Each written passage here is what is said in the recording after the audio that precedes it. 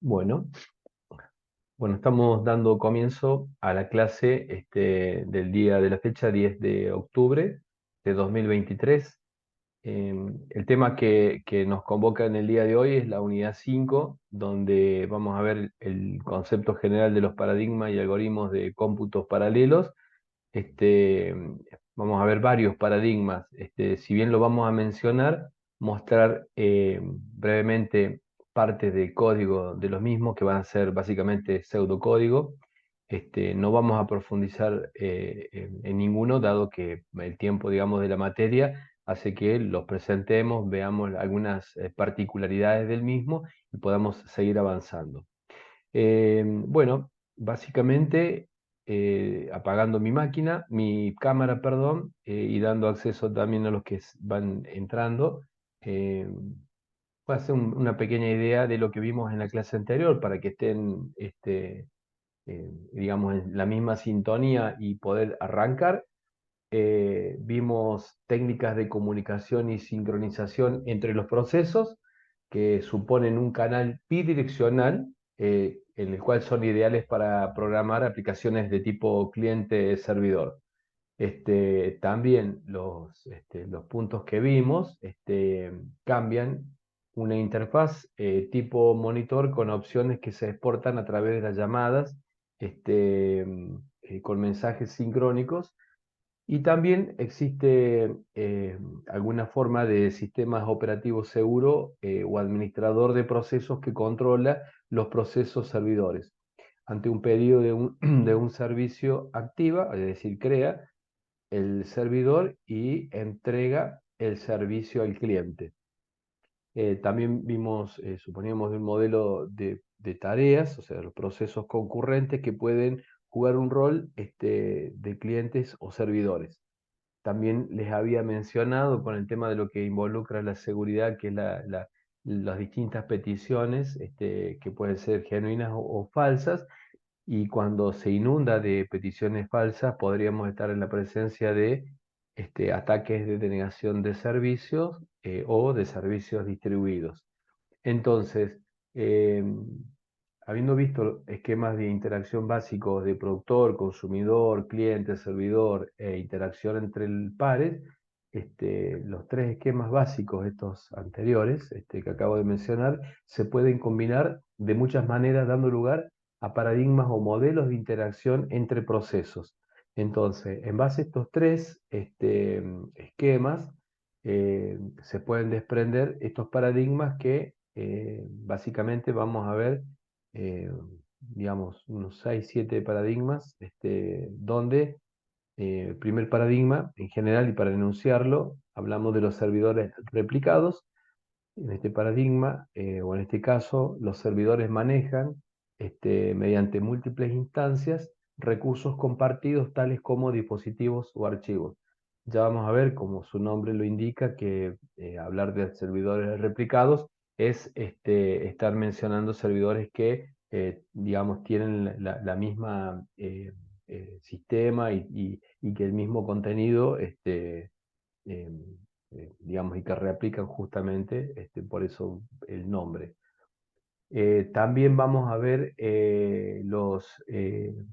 ciertos algoritmos que procesan periódicamente, que deben intercambiar información con mecanismos tipo send-receive, mecanismos que trabajan con cliente-servidor. eh, los algoritmos de pipeline, donde la información recorre una serie de procesos utilizando justamente también otra forma de send-receive, en donde básicamente, o la característica que vamos a ver de estos pipeline, es que las tareas se van a dividir, que es la principal riqueza que tienen todos el uso de estos algoritmos. Dividen los procesos, y en este caso particular, la salida de un proceso es la entrada de otro. Los paradigmas de prop, send y hechos echo es, en este caso, la interacción entre los procesos permiten recorrer grafos o árboles o estructuras dinámicas diseminando información. Obviamente que hay varias técnicas de este tipo, vamos a mencionar solamente en forma general, pero tiene una riqueza digamos, importante, inclusive para cuando hay búsquedas de información dentro de este tipo de estructuras. Vemos también, o vamos a ver, los algoritmos de broadcast que permiten alcanzar una información global en una arquitectura distribuida, sirve para la toma de decisiones distribuidas. Token passing, en muchos casos la arquitectura distribuida recibe una información global a través del viaje de tokens de control o datos, y también permite la toma de decisiones distribuidas. Y por último vamos a ver el paradigma Manager Worker, que representan típicamente una implementación distribuida del modelo de Back of Task. Vamos a ver justamente tanto uno como el otro, que nos va a permitir tener este panorama general de cómo trabaja cada uno de ellos. Es decir, que básicamente la unidad está compuesta por la resolución de estos paradigmas que mencioné recién y los ejemplos, digamos, que vamos a ver que hacen referencia puntualmente a los algoritmos en sí, que están hechos básicamente en pseudocódigo. Cuando hablamos de los servidores replicados en programación recurrente, decimos que son una técnica utilizada para mejorar la disponibilidad, la tolerancia a fallos y la escalabilidad en sistemas distribuidos. Vemos tres modelos: el centralizado, el distribuido y el descentralizado. En esta técnica, por ejemplo, se crean múltiples instancias que serían idénticas o que son réplicas de un servidor que atiende las mismas solicitudes de los clientes, en donde cada réplica puede funcionar de forma concurrente y se utiliza para garantizar que el servicio esté disponible, incluso si una de las réplicas falla. Entonces vamos a ver a continuación una descripción general de cómo funcionan los servidores replicados en programación concurrente. Y para que tener, digamos, una asociación con lo que es la práctica real, no sé si ustedes se acuerdan, hace un tiempo, hace 2 o 3 años, se cayó a nivel mundial el dominio inclusive de Facebook, donde si uno ponía www.facebook no existía, y evidentemente, digamos, más allá de que sucedió un caso particular donde una persona que estaba haciendo una actualización dejó corriendo esa actualización y se fue, eh, cuya distancia a Los Ángeles, donde estaba trabajando, era de 2 horas. Entonces desde que se fue, llegó hasta su lugar destino o lo que sea, se produjo esta caída que duró más o menos 6 horas, creo, y inclusive se cayeron los dominios, es decir, los servidores replicados no funcionaron ninguno, eh, y se produjo una catástrofe durante ese periodo de tiempo, y obviamente que seguramente, más allá de repararlo, tiene que haber habido unas correcciones en cuanto a seguridad, pero para que les quiero dejar como moraleja, es que por más que tengamos la mejor o la más eficiente estructura de trabajo y desarrollo, siempre está sujeta a fallos desconocidos que inclusive ahora se empiezan digamos, a cuantificar y se empieza a discutir en distintos congresos, tanto nacionales como internacionales, esta temática de prácticamente lo imprevisible, y tiene que ver con lo que es la seguridad informática. Y bueno, y acá por eso les traigo a colación este caso real. Cuando hablamos entonces de centralizado, distribuido y descentralizado, vemos que, por ejemplo, a la luz de los procesos en el caso de los filósofos, donde se comunican con un proceso Waiter, que decide el acceso o no a los recursos. Este concepto en inglés, que sería equivalente a mozo, mesero, camarero, es lo que hace referencia de un proceso waiter. La solución 2 que llamamos distribuida, supone 5 procesos de este tipo, donde cada uno de los cuales maneja un tenedor. Para este problema, un filósofo puede comunicarse con dos writers izquierdo y derecho, solicitando y devolviendo el recurso, donde obviamente estos writers no se comunican entre ellos, solamente hacen la devolución del recurso.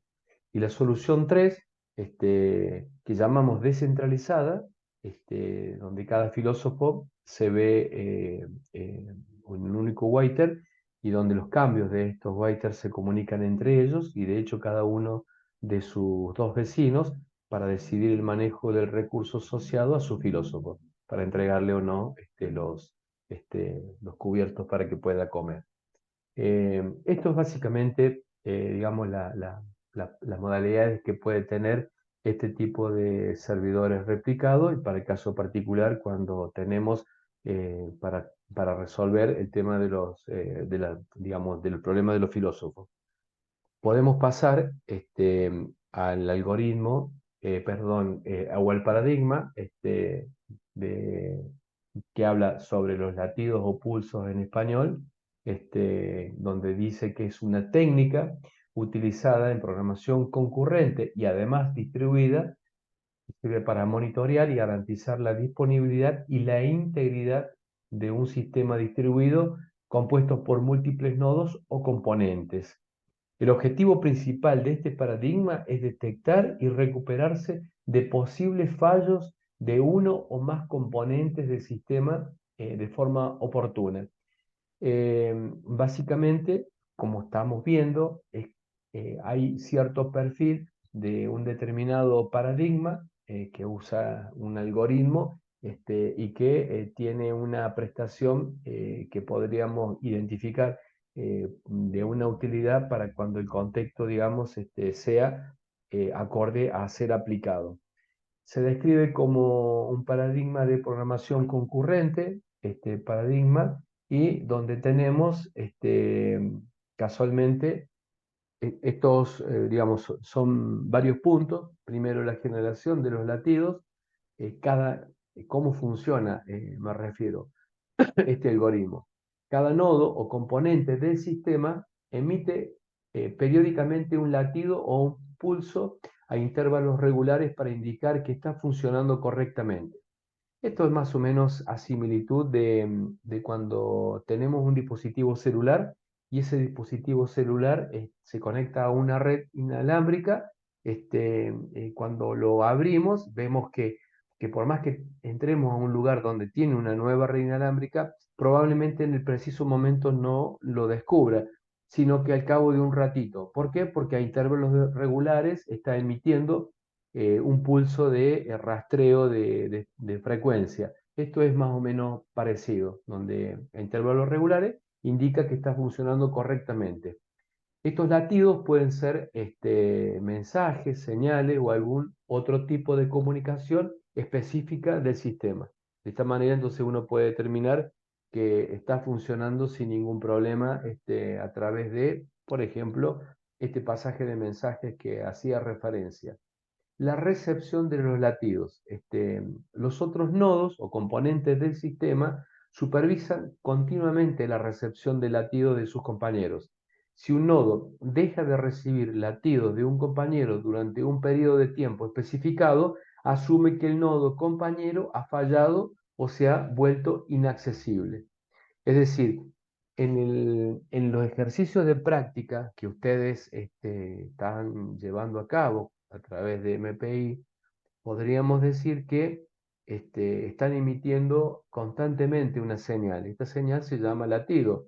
Entonces, los puestos digamos, los nodos dentro del mismo contexto, si ven que al cabo de un periodo de tiempo que está parametrizado no recibe una señal, podría pensar de que ese equipo está fuera de servicio y tomar, digamos, acciones respectivas.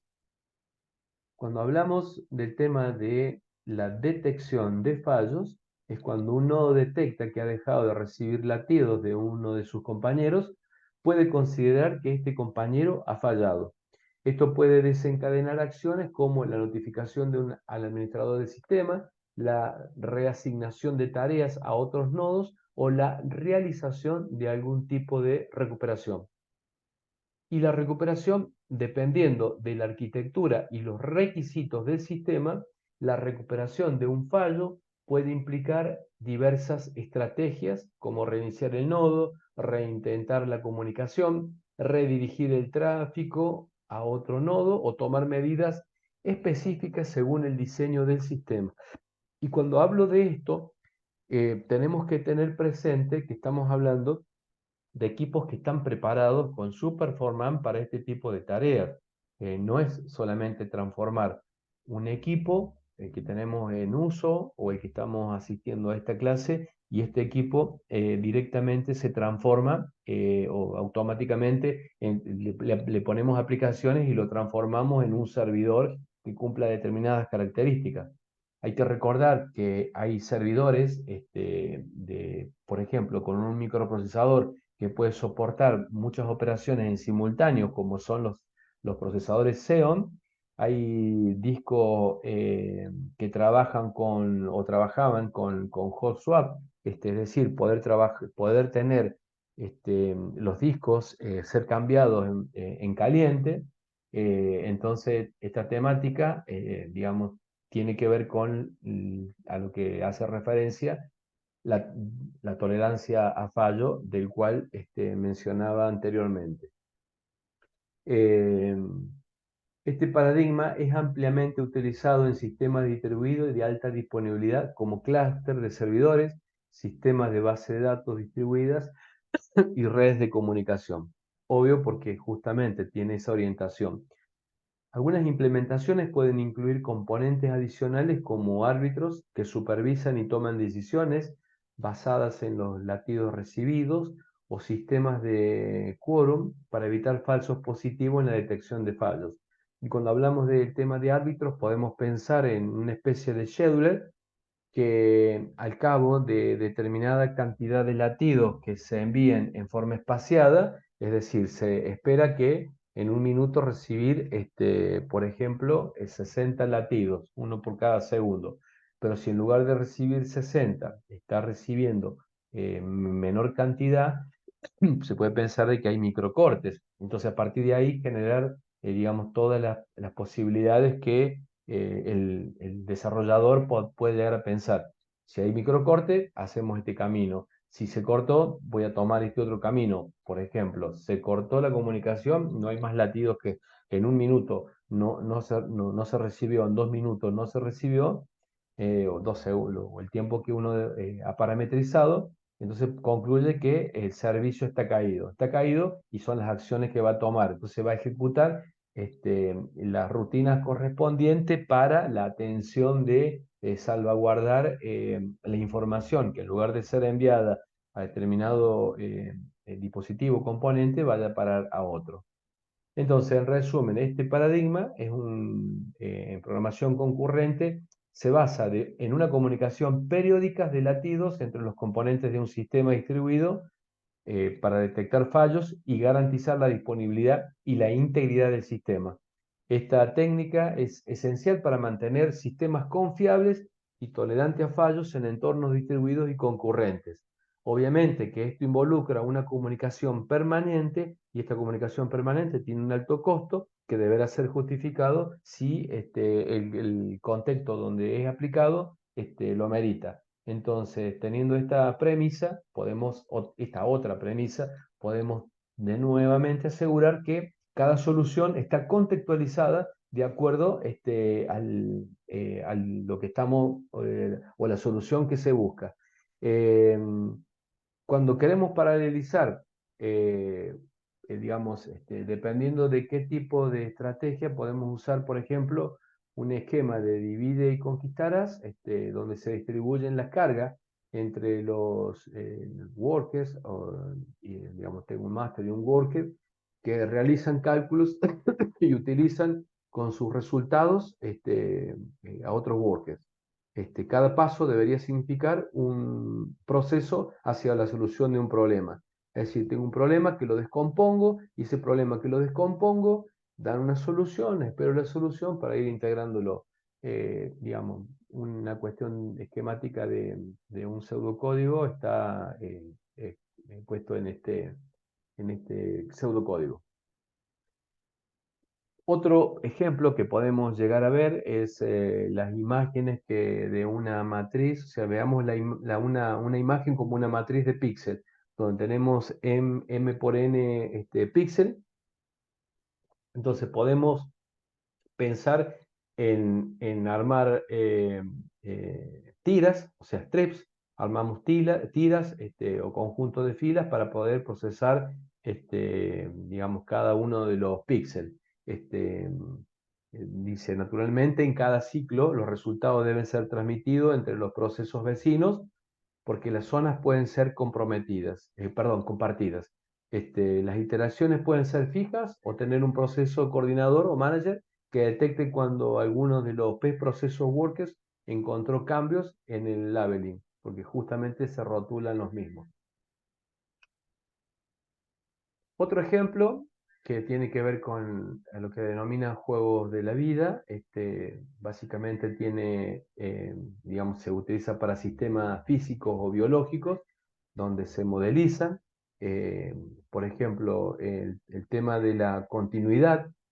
Ustedes van a ver dentro de estas diapositivas, no la voy a explicar, pero está, eh, digamos, dentro de estas diapositivas que les voy a pasar, es decir, vamos a llegar hasta la diapositiva 70, 80, y a partir de ese número hay toda una serie de diapositivas que permiten aclarar, eh, digamos, algunos conceptos que están repetidos, y uno de esos puntos tiene que ver con en las cuestiones que tienen de la vida real en transformar, digamos, cuestiones continuas, eh, como algunas cuestiones biológicas, en cuestiones secuenciales.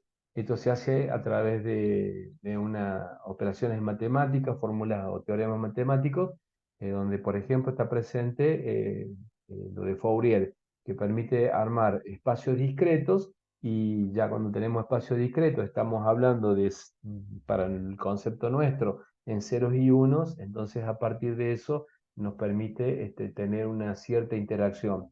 Entonces podemos, por ejemplo, modular eh, música, y bueno, y a partir de ahí, si alguna vez han visto programas de esa índole, podrán ver que la música aparece, si está dibujada gráficamente en un formato digital, pero sin embargo en la vida real es una continuidad.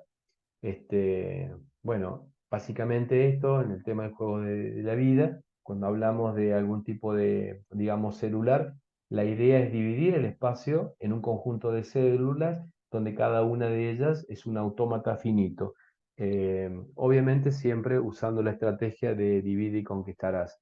Este, Acá básicamente cada transición de estado de una célula se basa en su estado y en el de las células vecinas. O sea, tiene gran implicancia esto de células vecinas, porque hay unas reglas de interacción, particularmente para en este ejemplo particular de juegos de la vida, que después se puede repasar tranquilamente, pero digamos, si el concepto se entendió lo que he estado explicando, ahora con otro ejemplo, quiero explicar, por la duda que no haya quedado claro, y para ampliar dónde se puede aplicar este tipo de soluciones.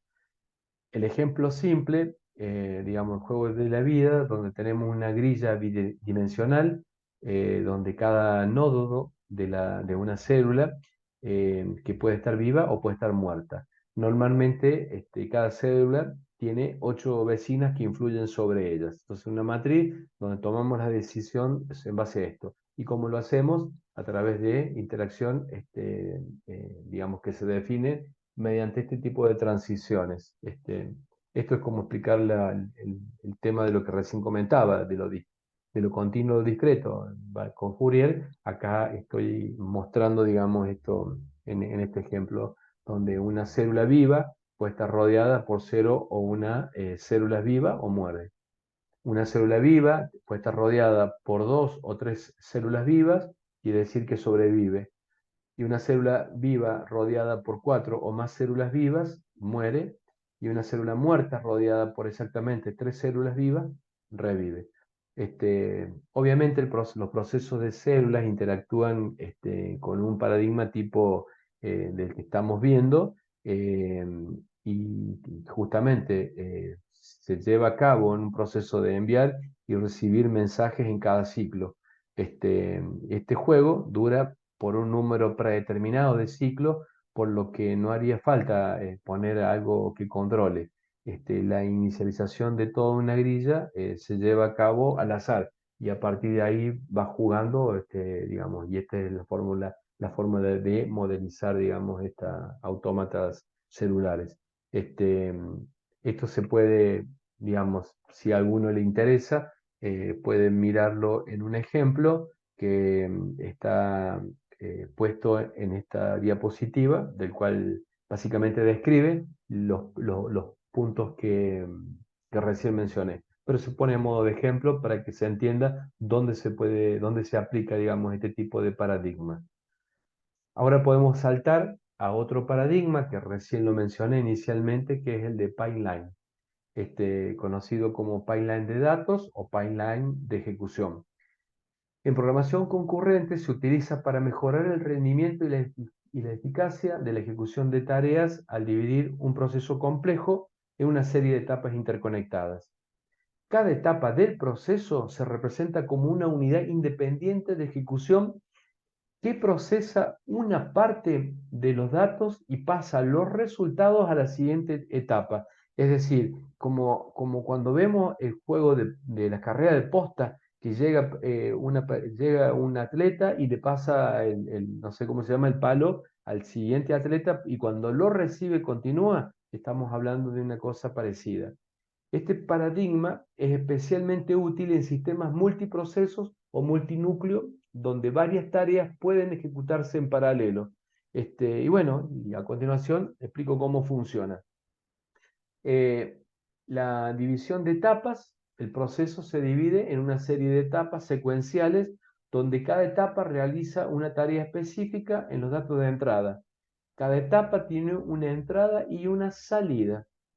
Si ustedes se acuerdan, en la unidad 2 vimos cómo seleccionábamos, digamos, cómo podíamos, mejor dicho, seleccionar a través de un grafo, y dependiendo de la selección de los procesos, tenía un tiempo de demora, digamos, que podía ser más eficaz o no, depende de la elección que hiciéramos. Eh, el flujo de datos, los datos fluyen de una etapa a otra a través de los canales o buffer. Cada etapa toma los datos de entrada, realiza su tarea y envía los resultados a la siguiente etapa. Ahí tenemos la carrera posta de la que hablaba recién. Esto permite que varias etapas operen en paralelo. Y de la imagen que estamos viendo es una técnica, digamos, que implementa simultaneidad a nivel de instrucción. Por ejemplo, podemos pensar en esta imagen dentro de un solo procesador.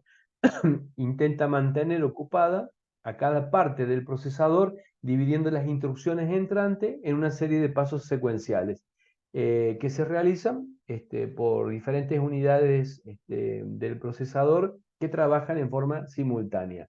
Entonces, podemos decir que en una determinada franja de tiempo, por ejemplo, de 0 a 4, si miramos el clock cycle, vemos de 0 a 4 que se están ejecutando varias tareas en este pipeline, y donde vemos que ejecuta en el estado 1 un fetch, en el 2 decodifica, en el 3 ejecuta y en el 4 escribe en el bloque. Distintas tareas que se van llevando a cabo. Vimos dos etapas dentro de lo que es de lo que sería este algoritmo, y vemos las otras etapas, donde tenemos el paralelismo, dado que cada etapa es independiente y no depende de las demás etapas. Es posible ejecutar múltiples instancias en cada etapa en paralelo. Esto significa o demuestra la eficiencia y la velocidad de procesamiento. En el cuarto punto tenemos la coordinación. Se necesita coordinación para garantizar que las etapas se ejecuten en el orden correcto y que los datos fluyan sin problemas a través del pipeline. Esto puede lograrse mediante mecanismos de sincronización como semáforos, colas de mensajes o barreras, ¿no? Acá tenemos la fortaleza de lo que hemos visto y que es aplicable a lo que es el pipeline. Y la finalización es cuando todos los datos han pasado a través de todas las etapas, el proceso se completa y se obtiene el resultado final. Entonces, el paradigma de pipeline es especialmente útil en situaciones en que se procesa una gran cantidad de volúmenes de datos de manera repetida, eh, como el procesamiento de imágenes, el procesamiento de señales, la comprensión de datos y la renderización gráfica. Eh, por eso es cuando trabajamos con lo que tiene que ver cuestiones multimedia, eh, está ejecutándose este tipo de paradigma. Al dividir el proceso en etapas, es posible aprovechar al máximo los recursos de hardware disponibles y acelerar significativamente la ejecución de las tareas complejas. ¿Por qué? Porque de nuevo las vuelve a dividir de modo tal que puede realizar acciones que aseguran que en el menor tiempo posible pueden llegar al objetivo que se persigue. Un ejemplo común de aplicación del paradigma de pipeline, lo que recién comentaba, en el procesamiento de imágenes en una cadena de producción, donde cada etapa puede ser una operación como el filtrado, el ajuste de contraste o la reducción de ruido, por ejemplo, y las imágenes pasan de una etapa a otra en una secuencia. De hecho, cuando hacemos que usa Instagram, por ejemplo, y utiliza filtros, estamos viendo que tenemos una similitud a lo que estoy comentando. Es decir, en resumen, el paradigma de pipeline, justamente en programación concurrente, divide un proceso en etapas interconectadas, lo que permite que haya un procesamiento paralelo de datos y mejora, obviamente, la eficiencia en tareas que involucran un flujo constante de información a través de múltiples transformaciones, donde termina una etapa y pasa a la otra. Este, bueno, podemos describir que un pipeline es un arreglo lineal de proceso filtro que recibe datos de un puerto, un canal de entrada, y entrega resultados por un canal de salida. Estos procesos, trabajadores, pueden estar en procesadores que operan en paralelo en un nivel de esquema que se conoce con el nombre de lazo abierto, donde W1, que es la tarea 1, de Workers 1, en la entrada y WN es la salida. Esto produce esto que estoy comentando como un encadenamiento. El segundo esquema posible en un pipeline puede ser circular, donde WN, es el último, se conecta con el primero. Entonces se sigue hasta que termina. Estos esquemas sirven en procesos interactivos o bien donde la aplicación no se resuelve en una simple pasada de pipe, es decir, que necesitan varias. Y el tercer esquema posible, existe un proceso coordinador que maneja la realimentación o retroalimentación de WN a W1, o sea, desde el último al primero. Podemos tener, por ejemplo, la multiplicación distribuida de matrices. Por ejemplo, tenemos dos matrices A y B de n por n mediante un pipe puede ser obviamente la resolución natural. ¿Por qué? Porque mandamos a imprimir toda una fila con toda una columna.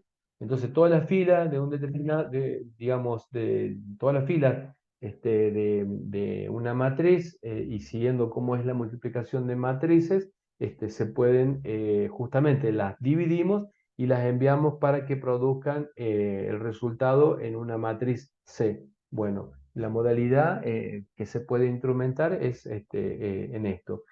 El uso, digamos, de un algoritmo o un pseudo algoritmo, podríamos pensar que lo que comentaba recién, que está enviando las filas de A, las columnas de B y después va resolviendo en una tercer matriz y aprovechando lo que es el tema de lo que es este pipeline. Esto mirándolo con la visión de un coordinador, la visión de un workers, de cómo lo que recibe, realiza la acción y lo vuelve a enviar, en una etapa uno, en una etapa 2, como lo hace, solamente lo muestro, no voy a hacer hincapié, pero justamente lo que quiero comentarles es que obviamente este pseudocódigo sirve para interpretar y poder canalizarlo después en un algoritmo y además tiene una tercera fase donde los resultados son enviados a la matriz final, que es la matriz C. Hablando de otro paradigma, podemos mencionar el paradigma prueba-eco, donde árboles y grafos son utilizados en muchas aplicaciones distribuidas, tales como las búsquedas en la web, base de datos, sistemas expertos y juegos. Las arquitecturas distribuidas pueden asimilar a los nodos de grafo y árboles con canales de comunicación que los vinculan. Es decir, tiene una forma de raíz y el árbol que se va desprendiendo y sirve, por ejemplo, para realizar búsquedas en forma dicotómica y en forma ordenada. El paradigma prueba-eco se basa en el envío de un mensaje, que es prob, enviado a un nodo de su sucesor y espera posterior eco de ese mensaje respuesta, ¿no? El famoso grito, ¿estás ahí? Sí, aquí estoy. Bueno, esto sería un equivalente que se puede interpretar de esta manera. Los algoritmos de prueba eco son particularmente interesantes cuando se trata de recorrer redes donde no hay o no se conoce un número fijo de nodos activos. Un ejemplo clásico donde podemos tener esto es en el tema de las redes, digamos, de celular, las redes móviles. Este paradigma puede utilizarse para resolver una variedad de problemas de programación concurrente, incluyendo los de broadcasting, los de recorrido de árboles y recorrido de grafos. En lo de broadcasting, el envío de un mensaje a todos los nodos de la red. En el de recorrido de árboles, la visita a todos los nodos del árbol. Y el recorrido de grafo, la visita a todos los nodos de un grafo. Un algoritmo básico, el siguiente. El nodo emisor envía un mensaje de prueba al nodo receptor. El nodo receptor recibe el mensaje de prueba y envía un mensaje de eco al nodo emisor. El nodo emisor recibe el mensaje de eco y continúa la exploración. Y así va bajando hasta finalizar. Por ejemplo, consideremos este ejemplo donde tenemos A, B y C dentro del árbol. Para recorrer esta red, el nodo A enviará un mensaje de prueba al nodo B. El nodo B recibe el mensaje de prueba y enviará un mensaje de eco al nodo A. Quiere decir, estoy vivo, le doy respuesta. Ahora, el nodo A recibirá el mensaje de eco y continuará la exploración enviando un mensaje de eco al nodo C.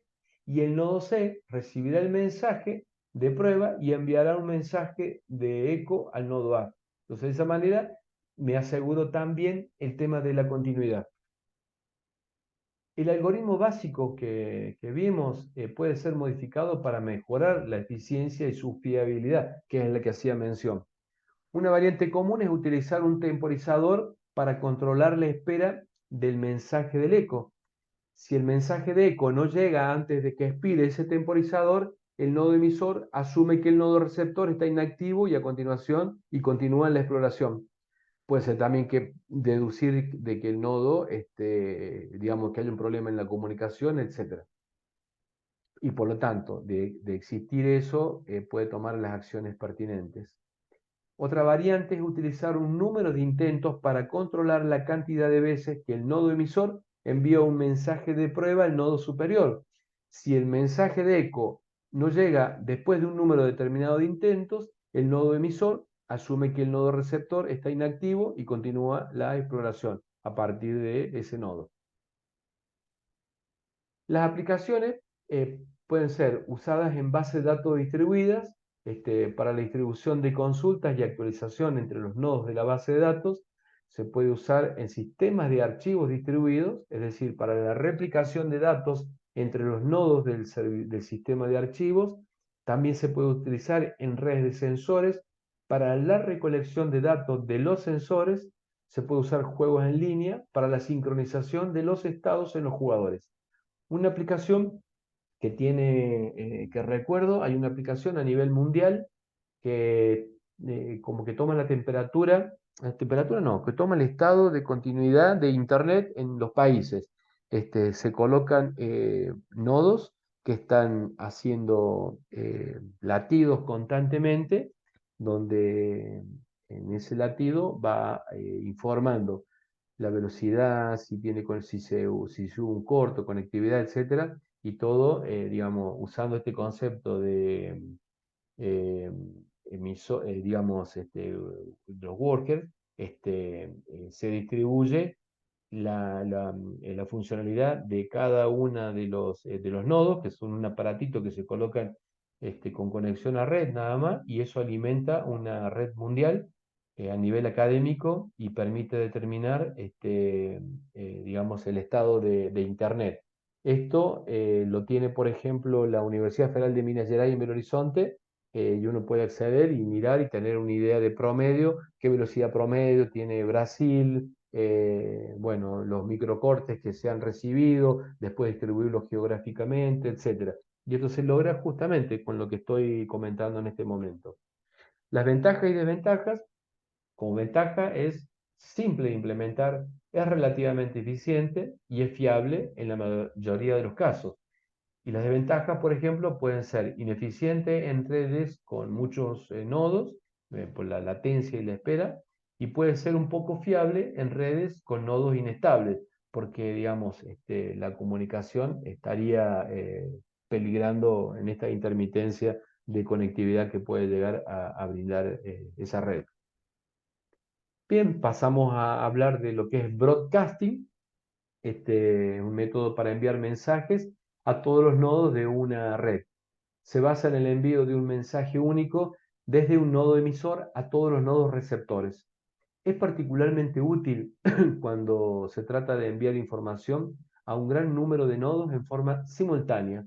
Un ejemplo clásico son las redes de televisión, donde se envía una señal de televisión a todos los televisores de una región. Otro ejemplo es el sistema AMBER, que tiene Estados Unidos. ¿Alguno sabe qué es ese sistema de los que están presentes? ¿Qué es el sistema AMBER?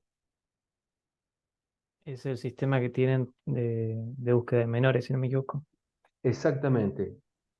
No es ni más ni menos que eso, que lo utiliza a través de la red de telefonía móvil.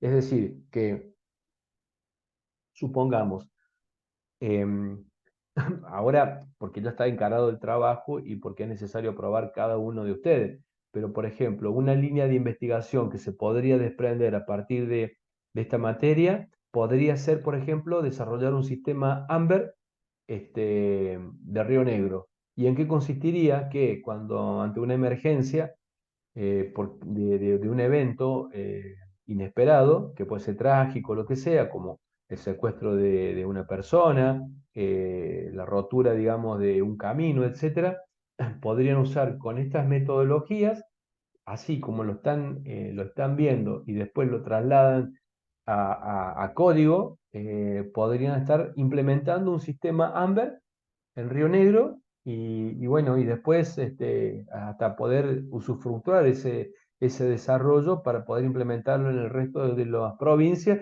y después como una cuestión a todo el país, ¿no? Como por ejemplo esto que sucedió en Israel, ¿no? O lo que sucede en Japón. Japón tiene un sistema de broadcasting, estamos hablando de lo que estamos viendo en este momento en diapositiva, que cuando cuando tuvieron el tsunami, las personas que vivían en Japón recibían el aviso por SMS cuando estaba llegando una réplica de un temblor.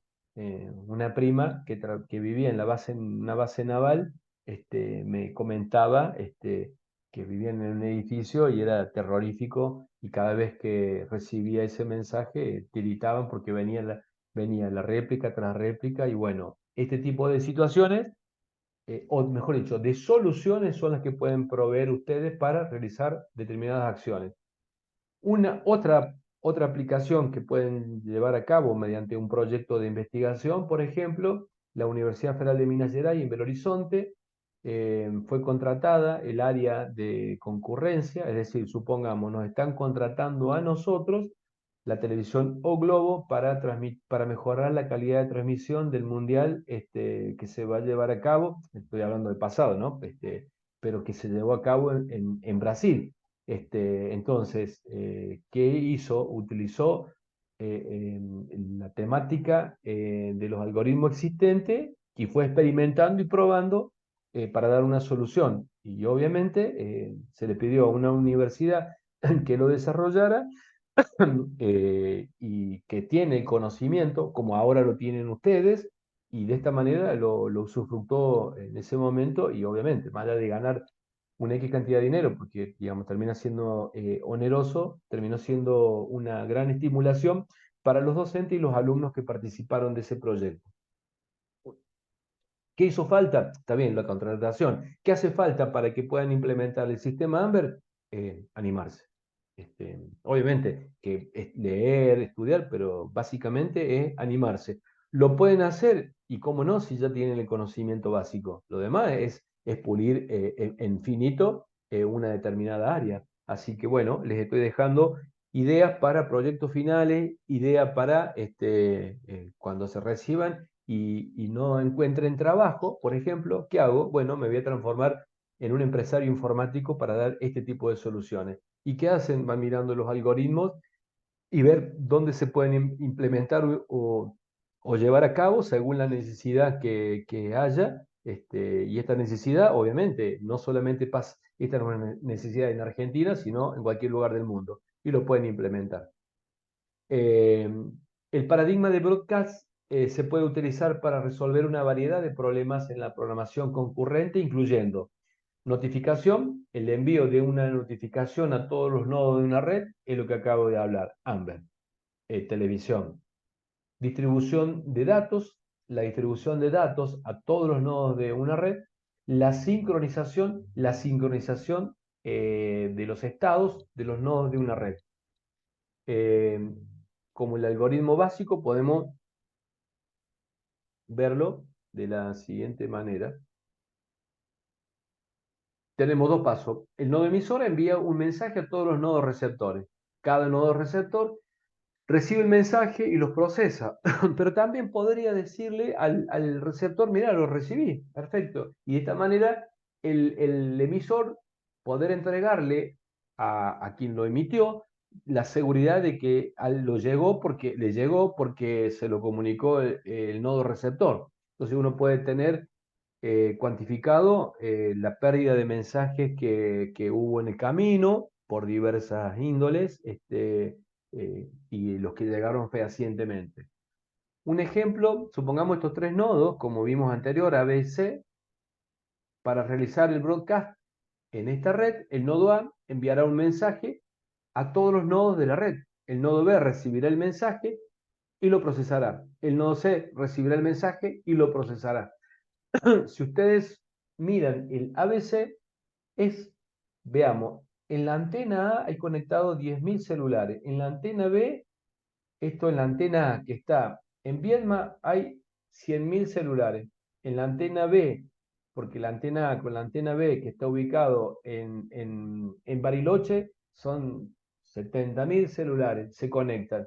El C, que es el bolsón, tiene X cantidad. Listo, para mandar un mensaje de broadcast, usen lo que están viendo acá. O sea, es la implementación más todo lo que vieron anteriormente. Porque recuerden que todo lo que estamos viendo en este momento se desprenden de los tres algoritmos iniciales que prácticamente dan, digamos, pie para que podamos hablar de estos paradigmas que estoy mencionando. Las variantes que se pueden aplicar a este algoritmo para mejorar, digamos, la eficiencia o su fiabilidad, decimos que es muy común utilizar este protocolo en la difusión para enviar un mensaje. Este protocolo garantiza que el mensaje se entregue a todos los nodos de la red, incluso si algunos nodos están inactivos o no están disponibles.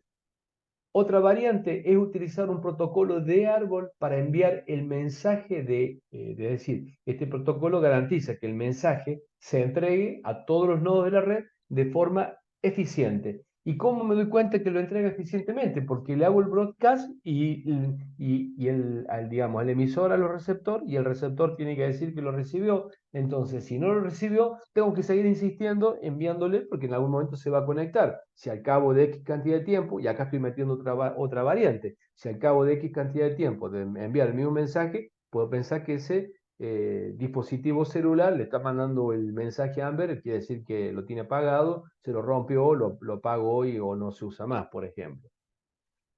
Las aplicaciones que se pueden utilizar son las en tiempo real para la sincronización de los relojes del nodo de la red, el sistema distribuido para la distribución de tareas entre los nodos de red y los juegos en línea para la comunicación entre los jugadores.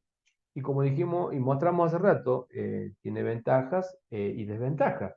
La ventaja, obviamente, que es simple de implementar, es eficiente en redes con muchos nodos, pero como desventaja, puede ser poco fiable en redes con nodos inestables y puede sobrecargar los nodos receptores, ¿no? Estas son las desventajas. Un segundo que voy a darle a admitir otro alumno, acá lo voy a hacer. Bien, en lo que se refiere al tema de seguridad, decimos que este paradigma puede ser utilizado para enviar mensajes maliciosos a nodos de la red. Si ustedes han visto DirecTV, ustedes verán que en DirecTV tiene una dirección. No les voy a comentar porque por ahí, para no incitarlos ni motivarlos a ninguna travesura. Pero, por ejemplo, si yo identifico que el televisor tiene una dirección o mejor dicho, el decodificador, o más sencillo, si puedo identificar que el dispositivo celular tiene una dirección determinada, no voy a hablar qué tipo de dirección, puedo hacer un broadcast, ¿no? ¿Es posible? Es posible. Después enseguida le podré comentar algún ejemplo. Si se acuerdan, me lo preguntan, cosa que cuando termine la clase les pueda explicar algunos, o mostrar, no, mejor dicho, explicar algunos ejemplos. Eh, entonces, en este broadcast se puede propagar un virus o un malware. Para evitar este problema, se pueden utilizar técnicas de seguridad para autentificar los mensajes del broadcast, ¿no? O sea, quiero saber si el mensaje que estás enviando lo envió determinado emisor.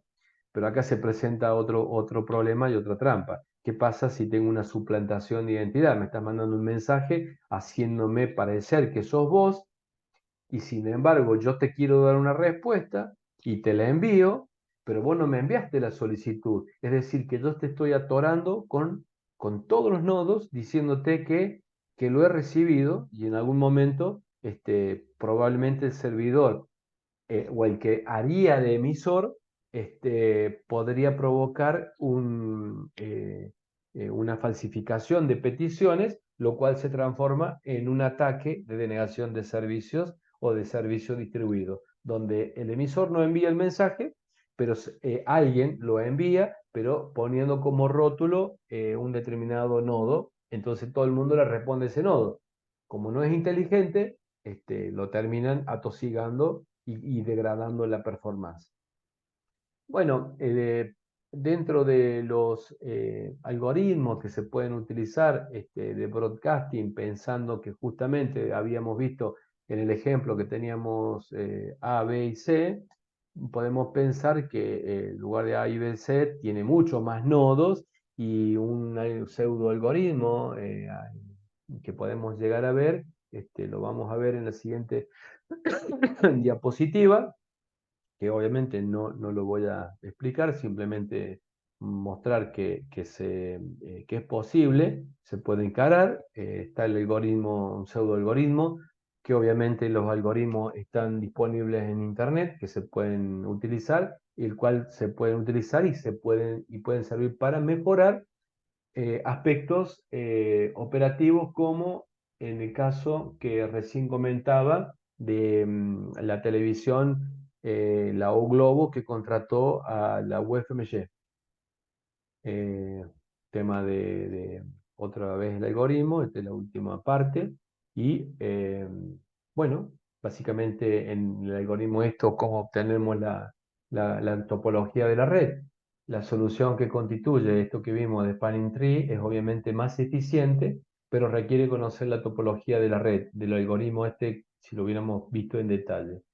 La idea para obtener la topología de la red puede ser partir de un algoritmo muy similar al que vimos inicialmente, de los tres, de las tres últimas, que es el Sin Spanning Tree, pero pidiendo que en el eco de cada nodo envíe la información que tiene de sus vecinos. Es decir, si tengo A, B y C, A eh, A, B y C, justo me traje mirando lo que habías puesto, Leonardo. Si querés ampliarlo mientras voy explicando esto. Si tengo A y B y C y se desconoce cómo es la topología, A puede hacer un broadcast y decir quién lo oye. Entonces, ¿quién lo oye? Lo oye, por ejemplo, B. Entonces, como lo oye B, A puede dibujar como si fuera una secuencia entre A y B. Y si este proceso lo procesa y se expande a C, entonces el algoritmo puede dibujar, digamos, esta conexión de A y B y C. De hecho, hay algoritmos que son de uso comercial que permiten dispararse contra infraestructuras, ciertas infraestructuras, y me permite dibujar qué es lo que hay detrás de un determinado nodo. Por ejemplo, yo no sé cuántos equipos forman parte de la red X, ¿no? De una red de una organización. Solamente tengo la página web, no tengo otra cosa. Pero, ¿qué hago? Conociendo la dirección IP, perdón, conociendo el sitio web, hago, puedo saber qué IP, en qué IP está alojado y a partir de eso puedo llegar a intentar hacerle un envío de mensaje, lo disparo en broadcast y los que me van respondiendo de los mensajes que fui enviando, voy dibujando la estructura de una red. Entonces, de esa manera puedo saber cómo está conformada la red con todos los números IP que forman parte de esa red interna. Eso existe, hay software que lo hacen. Uno, como lo hacen de esta manera. Y son programas comerciales que se utilizan para el tema de conocer la infraestructura, de seguridad, también para actos maliciosos, etcétera. Ustedes, algunos de ustedes los contrata, por ejemplo, el Instituto Balseiro para hacer el mantenimiento de la red, porque el que se fue enojado, el quien estaba encargado, y se llevó los planos, todo, o sea, no tienen nada. ¿Y qué van a hacer? Ir mirando los cables por donde pasan, si no saben cómo están embebidos en la pared. Entonces, ¿qué hacen? Usan un sistema de esto para poder dibujar y saber los números IP, etcétera, para poder determinar después distintas acciones de mejora de seguridad o lo que ustedes creen conveniente. Para eso se puede utilizar. Entonces, de este modo, el nodo iniciador, en un tiempo, puede reconstruir la relación entre los nodos y armar el grafo de la topología. Y posteriormente calcular el spanning tree asociado del algoritmo que vimos hace ratito, que no lo especifiqué. El algoritmo de token passing es otro algoritmo donde es un método para controlar el acceso a un recurso compartido en un entorno concurrente. Se basa de un uso de un token, que es un objeto que se presenta, da el derecho de acceder al recurso compartido. Este paradigma es particularmente útil cuando se trata de controlar el acceso a un recurso compartido que solo puede ser utilizado por un nodo a la vez. Un ejemplo clásico son las redes de transmisión de datos, donde un solo nodo puede transmitir datos a la vez. Este paradigma se puede utilizar para resolver una gran cantidad digamos, de problemas que pueden ser, por ejemplo, en lo que hablábamos del acceso a recursos compartidos, que es básicamente para que solamente un nodo pueda acceder, pero también la sincronización, que sería la sincronización de los estados de los nodos en un sistema concurrente, donde obviamente es como que se van alineando para que solamente uno pueda hacer uso de ese recurso, bueno, como lo dice la diapositiva. El algoritmo, ¿cómo sería de esto? Sería de la siguiente manera. Tengo un nodo inicial que posee el token. El nodo que posee ese token puede acceder al recurso compartido. El nodo que ha terminado de usar el recurso compartido pasa el token al siguiente nodo de la lista. Entonces, de esa manera me aseguro. Y como con un ejemplo lo puedo entender, veámoslo como lo está presentando esta diapositiva, que tiene 4 nodos que empiezan ahí en forma entrelazada. Para utilizar el paradigma de token passing en esta red, el nodo A comenzaría poseyendo el token. El nodo A podría entonces acceder al recurso compartido después de que el nodo A haya terminado de usar el recurso compartido, pasaría el token al nodo B.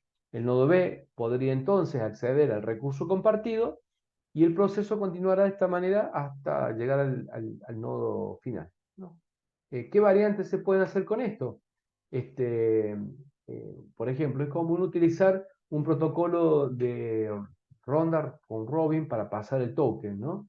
Este protocolo garantiza que todos los nodos de la red tengan la oportunidad de acceder al recurso compartido en forma equitativa. Otra variante es utilizar un protocolo de prioridad para pasar el token, donde este protocolo obviamente garantiza que todos los nodos con mayor prioridad tengan una mayor oportunidad de acceder al recurso compartido. Utilizado en el campo militar, por ejemplo. Las aplicaciones se utilizan en las redes de transmisión de datos para controlar el acceso al canal de transmisión, sistemas de archivos distribuidos para controlar el acceso a los archivos, el sistema de impresión distribuido para controlar el acceso a las impresoras, por ejemplo. Ventajas y desventajas que se presentan. La ventaja es simple de implementar, es fiable en la mayoría de los casos, y como desventaja puede ser ineficiente en redes con muchos nodos, siempre obviamente pensando en la latencia, y puede sobrecargar a los nodos que no necesitan acceder al recurso compartido. Bueno, como conclusión podemos decir que el paradigma de token passing es obviamente una herramienta poderosa que se puede utilizar para resolver una gran cantidad de problemas de programación concurrente. Sin embargo, es importante ser consciente de que las limitaciones pueden ser utilizadas o pueden, digamos, degradar la performance y de esta manera, en forma selectiva, podemos elegir cuál poder usar o cuál es la conveniencia de usarlo. Entonces, si tuviéramos que imaginar o ver otro o cómo es el uso particular, bueno, está descrito en esta diapositiva que no lo voy a comentar, solamente muestro la previa de lo que sería el algoritmo de token passing en formato de pseudocódigo, y un pseudocódigo hasta ahí nomás, porque digamos, podrían ser la invocación a ciertos métodos para que lo puedan resolver, donde justamente digamos, todos los tokens que se van recibiendo y se va ejecutando en la sección crítica tiene como parte final, digamos, este algoritmo, estos dos partecitas. Este, bueno, el algoritmo tiende, bueno, a ser, para hablar de lo que era Fireless y todos esos puntos teóricos, hacemos referencia a 2 unidades anteriores. Un segundo que voy a habilitar otro alumno más.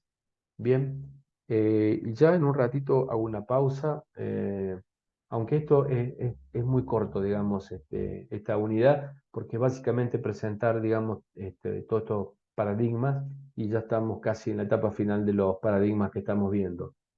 Eh, Vemos el paradigma, el manager workers, digamos, donde el manager es un proceso que se encarga de asignar tareas a cada uno de los trabajadores y de recopilar sus resultados. Y los trabajadores, justamente, procesos que ejecutan las tareas asignadas por este manager. Este paradigma particularmente es útil cuando se trata de dividir una tarea compleja en tareas más pequeñas que pueden ser ejecutadas de forma concurrente. El ejemplo clásico son los sistemas distribuidos donde las tareas pueden ser ejecutadas en diferentes nodos de la red. Pensando en el algoritmo, como en todos los casos, decimos que el manager crea los trabajadores, el manager asigna las tareas a cada uno de ellos, los que ejecutan, digamos, los workers ejecutan todas las tareas que les son asignadas y después le envían el resultado al manager.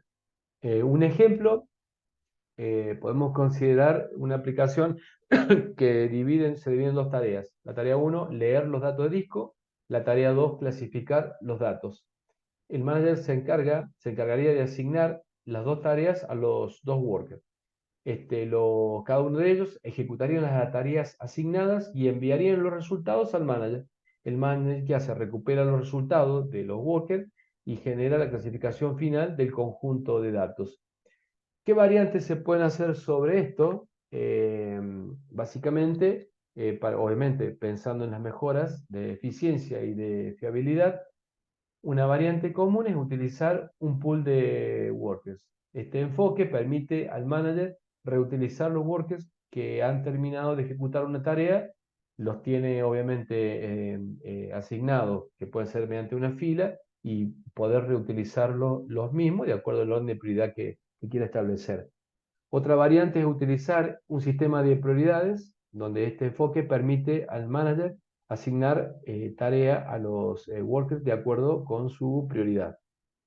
Dentro de las aplicaciones donde se puede emplear en la vida real, decimos que en la clasificación de datos, para clasificar grandes conjuntos de datos, procesamiento de imágenes para procesar imágenes de gran tamaño y el análisis de datos para analizar grandes conjuntos de datos. Como en todos los casos anteriores, vimos las ventajas y desventajas. Decimos que como ventaja es simple de implementar, es eficiente para tareas que pueden ser divididas en tareas más pequeñas y como desventaja puede ser ineficiente para tareas que no puedan ser divididas en tareas más pequeñas, es decir, que ejecuta el volumen completo y puede ser complejo de implementar para tareas obviamente que son complejas por digamos, el mantener a la misma.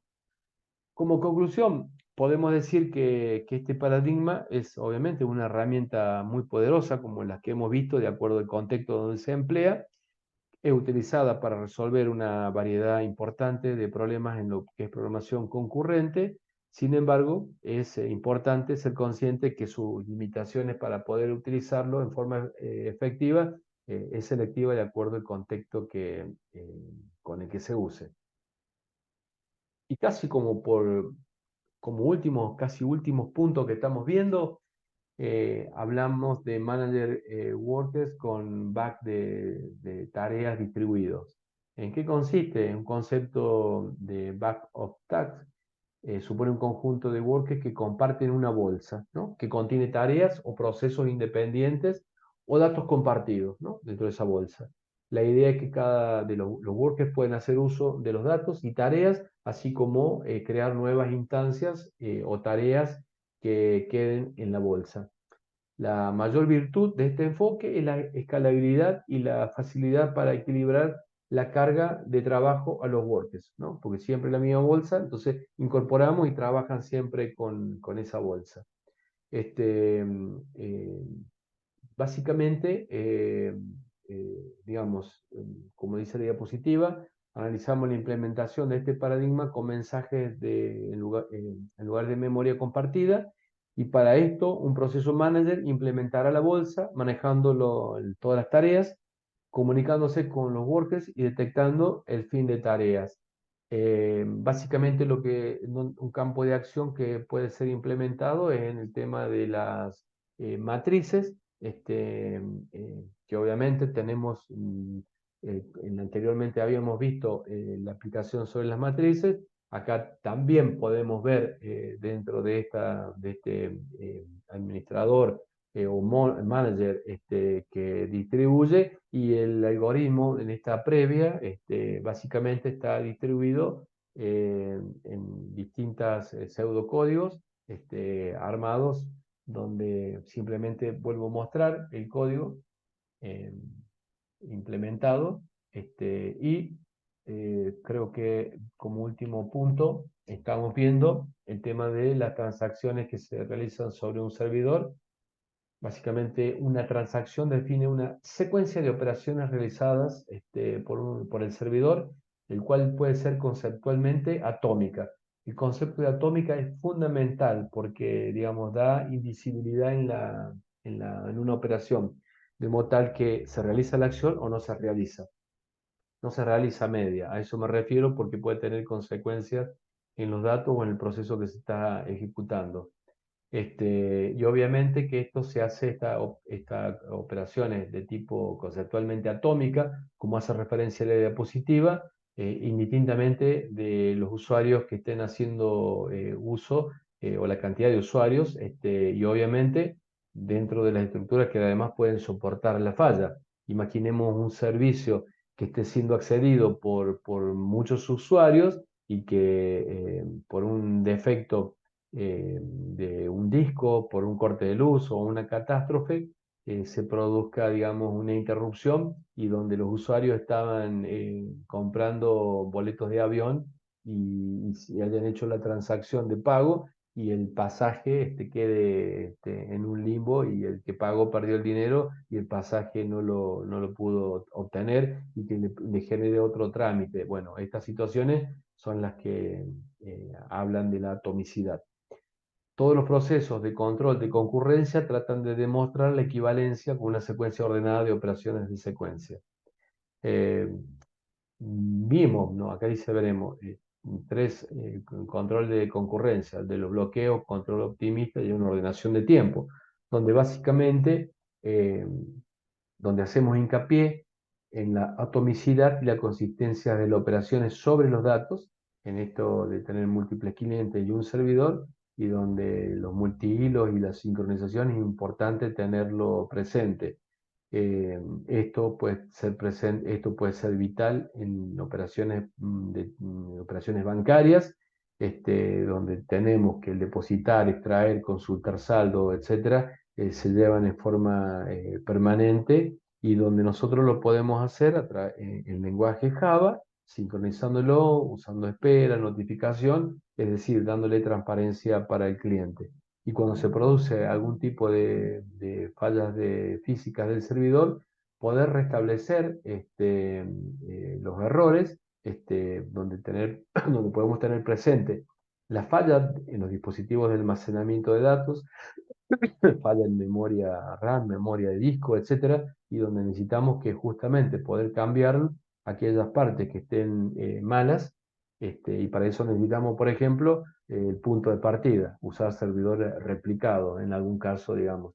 El tema de controlar los chequeos de paridad, redundancia, que nos va a permitir estos dos puntos hablar de la corrección de errores que pueden llegar a haber. Es decir, que me llega un dato y chequeando redundancia y paridad, aplicando algoritmos que me corrigen los datos, puedo subsanar, digamos, y no pedir de nuevo que sean reenviados. Discos espejados, podríamos estar hablando de RAID nivel 1 a RAID nivel 5, por ejemplo, el equivalente, aviso de fallas, en las fallas de la comunicación, etc. Los clientes necesitan que, lo que hablamos de las transacciones y la atomicidad, necesitan que sus solicitudes al servidor sean atómicas, es decir, que estén libres de interferencias de otras operaciones de clientes concurrentes, o sea, lo que pide un cliente es lo que necesita y que indistintamente haya 1, 10, 100 que me dé la respuesta y que no sea interrumpida por otro, se complete exitosamente o bien se retrotraigan sin dejar ningún efecto si el servidor falla, ¿no? O sea, que no esté, no haya pagado y que el boleto no me lo dé, si pague y no me emite el boleto, poder volver. Y acá, donde justamente el análisis del caso de clientes sobre el mismo objeto, la cuenta bancaria, creo que conté la anécdota del tema de la falla o vulnerabilidades que puede tener un banco cuando teníamos cajero 1, perdón, sí, cajero 1, cajero 2, cajero 3 en uno depositando un dinero y en los otros dos en simultáneo sobre la misma cuenta retirando dinero. Entonces, digamos, el recurso compartido tiene que ser usado por uno solo, digamos, dentro de lo que vimos, que es el sentido común, y los que extraen dinero tienen que quedar reflejados en la cuenta bancaria. El objetivo de un servidor también realizar acciones atómicas. Es decir, que sean operaciones, digamos, que por más que tengamos una simultaneidad de acciones, se pueden llevar todas a cabo en forma fehaciente. Es decir, que no haya cuestiones de impacto en el servidor en forma, digamos, que nos dificulte, digamos, una transacción que se haya producido a medias, ¿no? Si bien esto forma parte de la tolerancia a fallos que se puede llegar a tener, digamos, es algo que hay que tener presente en el caso que puede llegar a suceder. Por eso que dice que los dos aspectos relacionados a la atomicidad es todo o nada o aislamiento. Todo o nada, una transacción o finaliza correctamente y los efectos de sus operaciones registrados y no tiene ningún efecto. Y aislamiento, cada transacción debe ser realizada sin interferencia con las demás. Sus resultados intermedios no deben ser visibles a las demás. Una modalidad que podría ser, por ejemplo, en el uso de base de datos, es que los datos impacten en forma, digamos, concurrente, simultánea, y que en lugar de impactar directamente en la base de datos o en las tablas correspondientes, use datos o tablas temporarias y mediante microcódigo teniendo los datos ya en el servidor, los haga impactar. Entonces, en vez de hacerlo en forma directa, lo hace en forma indirecta y de esa manera está protegiendo de alguna forma la atomicidad en las transacciones. Eh, También podemos ver que el tema importante que tiene que ver con la consistencia de los datos, eh, que siempre permanezcan, lo que se envía y lo que se recibe es exactamente igual. Cuando hablamos de aislamiento, el tratamiento independiente y protegido de las transacciones, justamente evita que los estados intermedios, digamos, de condiciones de otras transacciones puedan influenciar. Obviamente, si pensamos en la programación orientada a objeto, que nos da una posibilidad de ayuda, el mismo paradigma, pensando que esto de lo que estamos hablando es paradigma, y vuelvo a decir, se desprende de soluciones que ustedes han expuesto, digamos, en este congreso de CONAICI, por ejemplo. Durabilidad, los efectos de la transición terminada correctamente deben reflejarse en forma estable en el sistema. Si falla un servidor, el proceso será reemplazado por otro que debe abortar todas las transacciones no finalizadas y usar un procedimiento de recuperación de falla para restaurar el estado de los datos previos a la falla. Si el proceso servidor detecta una falla del cliente, el servidor le da tiempo de recuperación o determinación a las transacciones del cliente y luego las aborta. Si un proceso cliente detecta una falla del servidor, el cliente debiera informarse de la falla y tener una política para reiniciar las transacciones no concluidas al recuperarse el servidor. Este, Gracias, Rodrigo. Bueno, como va a quedar grabada la diapositiva, creo que si digamos, esta clase, si se entrecorta, van a poder observarla. Al menos de mi parte no estoy registrando, no me avisa que hay una latencia, pero puede ser, digamos, que se me haya... Y hablando de esto, del tema de la falla del servidor, creo que calza justo lo que me estabas comentando, lo que estás preguntando, Rodrigo. Por lo menos de este lado no se me está entrecortando.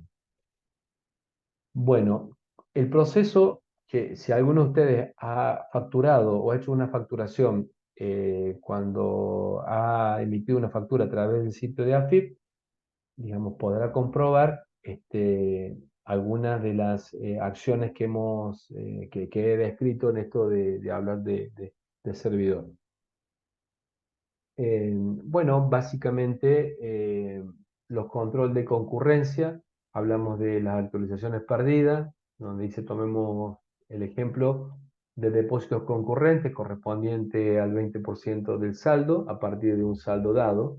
¿Qué pasa si no se secuencializa la operación? Y puede ocurrir que haya pérdida de datos, por ejemplo.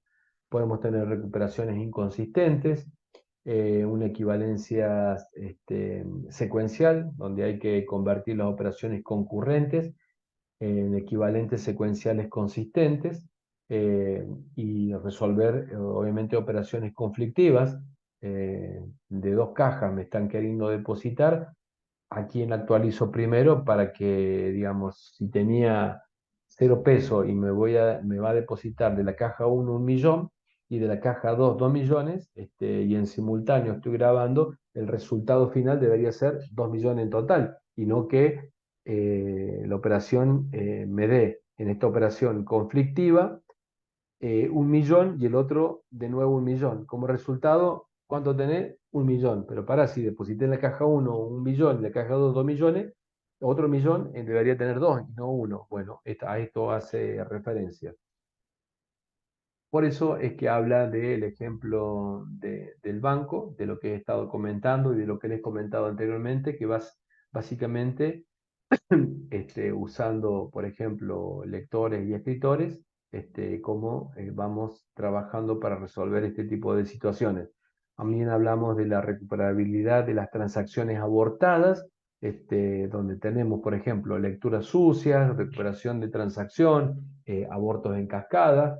Por ejemplo, cuando hacemos referencia a lecturas sucias, el problema de leer un dato inmediato desde un cliente de una transacción en curso concurrente sobre el mismo objeto, si esta segunda abortara, imaginemos en un depósito, la lectura de la misma sería falsa y podría conducir a un error.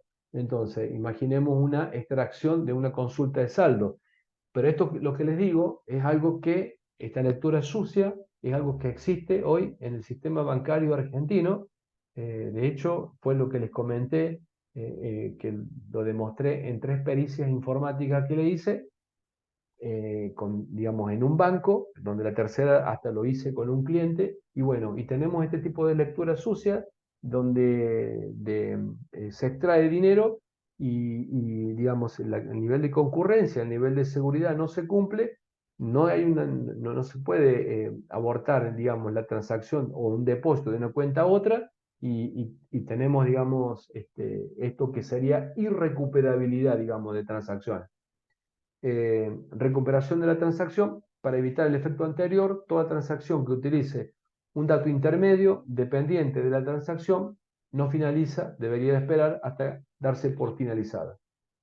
Aborto en cascada: la consecuencia inmediata de lo anterior es que pueden generarse abortos en cascada por fallas, en transacciones en las que dependan muchas otras. O sea, una tiene implicancia sobre la otra y así sucesivamente, listo, se cae todo.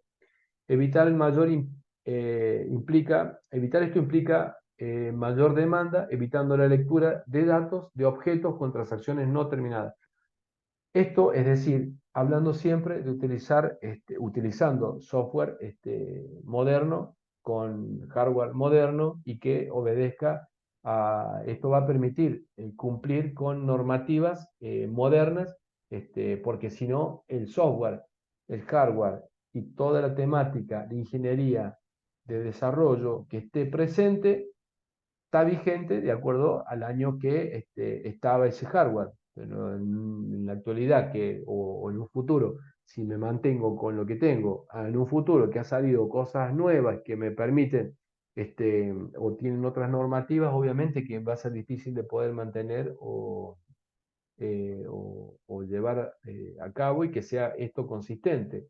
Por eso, cuando seguimos hablando de lo que son la recuperación de las transacciones abortadas, también tenemos que tener presente lo que son las estructuras prematuras, las ejecuciones estrictas de las transacciones y las versiones provisionales, donde tenemos que velar por la seguridad, la menor eficiencia, a veces para poder elaborar esa recuperación, que en lugar de dar tiempo respuesta en forma automática, tengamos que ejecutar todo un proceso para poder recuperar los estados, de modo tal que lo que va a impactar directamente en nuestra base de datos, por ejemplo, sean datos consistentes. Por eso que hablamos muchas veces de lo que es el bloqueo, donde debe planificarse de forma que sus efectos sobre los datos compartidos sean secuencialmente equivalentes. Por eso el uso de usar a nivel concurrente desarrollo, tenemos que pensar también en la parte de cuando suceden algunos problemas, de cómo tratar, digamos, todo ese tipo de situaciones que se pueden presentar y usando, digamos, la- las bondades que ofrece el lenguaje, por ejemplo, un try y un catch, poder resolver las situaciones que se pueden llegar a presentar, pero la tenemos que contemplar de antemano para hacer o la recuperación o el bloqueo digamos, abortar una transacción, hacerlo en cascada y el tema de regular la granularidad de los bloqueos que pueden llegar a surgir en base a los problemas que se pueden presentar de comunicación, digamos, de la atomicidad que recién comentábamos, etcétera. Eh, Bien, obviamente que si suceden distintos tipos de bloqueos, que tenemos la necesidad de usar en nuestro código un gestor de bloqueos, porque si vamos a tener bloqueos en forma concurrente, cuando enviamos, por ejemplo, a multiplicar una matriz, el ejemplo más fácil, y se caen, por ejemplo, los distintos procesadores, y supongamos, se caen dos o tres procesadores, necesitamos, digamos, y todos por distintas causas, necesitamos atenderlo de acuerdo a cómo se presente. Entonces necesitamos tener justamente la posibilidad de poder gestionar con este gestor de modo tal de identificar el objeto bloqueado, identificar las transacciones que mantienen ese bloqueo, el tipo de bloqueo que está, y en algunos casos tendrán que ser resueltos de forma manual. Este, y obviamente lo que buscamos dentro de esto es evitar el bloqueo indefinido. Imaginemos una transacción bancaria, un inconveniente que haya producido sobre una cuenta bancaria, y que no tengamos este tratamiento y que puede provocar que el cliente no pueda acceder a su home banking o realizar alguna transacción porque va a tener un bloqueo indefinido y es lo que necesitamos evitar. Entonces, esto podemos velar por, digamos, de acuerdo a las estrategias que usemos, tener y evitar, digamos, obviamente que nuestro sistema pueda estar sobrecargado y hacer perder la performance. Por eso es que es necesario, en el momento de realizar y utilizar la programación concurrente, hacer un análisis del problema, digamos, teniendo en cuenta las múltiples transacciones que pueden haber, los bloqueos que pueden haber, donde analizamos justamente la base de datos de los clientes, la base de datos distribuida que puede tener, supongamos, el banco, los accesos concurrentes al mismo, operaciones multiclientes, etcétera, problemas de comunicación que pueden llegar a surgir. Y esto, teniendo en cuenta todos estos parámetros, podemos llegar a encarar a armar un desarrollo. Entonces, esto es fundamental tenerlo en cuenta porque esto nos da la segunda parte, digamos, el desarrollo, lo que ustedes hicieron es una parte, lo implementan dentro de las características que pueden estar ustedes desarrollando, pero además es necesario que se tenga y se prevea las distintas dificultades que pueden llegar a tener. Y estas dificultades que pueden ser escalables, cómo las resuelvo para cada una de las instancias. Entonces, probablemente repliquen ese modelo para todos los procesadores o repliquen ese modelo si se utiliza una programación distribuida. Entonces, teniendo eso digamos, encarar la programación concurrente y tener en cuenta todas las dificultades que pueden llegar a haber, evitando los bloqueos indefinidos, podríamos pensar que podemos llegar a buen puerto en un desarrollo. Entonces, esto es importante tenerlo en cuenta. No sé si quedó claro, si tienen alguna pregunta, porque la unidad 5 ha terminado.